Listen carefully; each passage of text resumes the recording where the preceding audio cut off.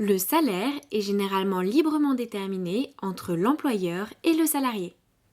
Il existe toutefois un salaire minimum applicable en fonction de la qualification du salarié. Les salaires peuvent être augmentés par deux types d'ajustements: l'augmentation des minima sociaux ou l'indexation des salaires. Le salaire est généralement librement déterminé entre l'employeur et le salarié. Il existe toutefois un salaire minimum applicable en fonction de la qualification du salarié. Les salaires peuvent être augmentés par deux types d'ajustements: l'augmentation des minima sociaux ou l'indexation des salaires. Selon l'OCDE, le salaire annuel moyen au Luxembourg s'élève à près de 50 000 € en 2016. Il peut cependant fortement varier selon le secteur d'activité. Au Luxembourg, la retenue d'impôt se fait à la source. Le revenu que perçoit le salarié est donc un revenu net. Le taux d'imposition dépend toutefois de la classe d'impôt dans laquelle se trouve le contribuable. Elle varie en fonction des revenus et de la situation familiale. Ces classes d'imposition sont appelées 1, 1A et 2. Les célibataires voient leurs revenus imposés selon la classe d'impôt 1. Les résidents mariés ou pacsés peuvent bénéficier de la classe d'impôt 2. Les contribuables non résidents bénéficient de la classe d'impôt 1. Les frontaliers mariés peuvent quant à eux choisir d'opter pour la classe d'imposition 1 ou 2 s'ils remplissent les conditions.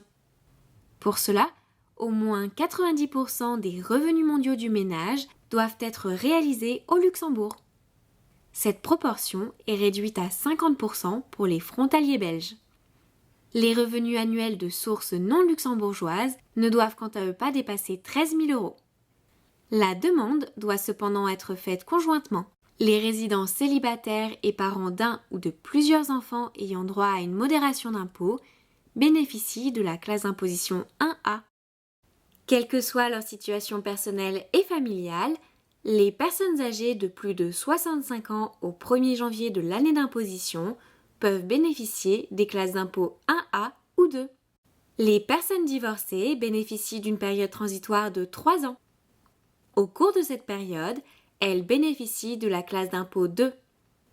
Après ces 3 années, les personnes divorcées sont imposées selon la classe d'impôt 1 ou 1A. Cette dernière est octroyée si le contribuable est âgé de plus de 65 ans au 1er janvier de l'année d'imposition ou s'il a à charge un enfant ayant droit à une modération d'impôt. Les personnes veuves bénéficient d'une période transitoire de 3 ans. Au cours de cette période, elles bénéficient de la classe d'impôt 2.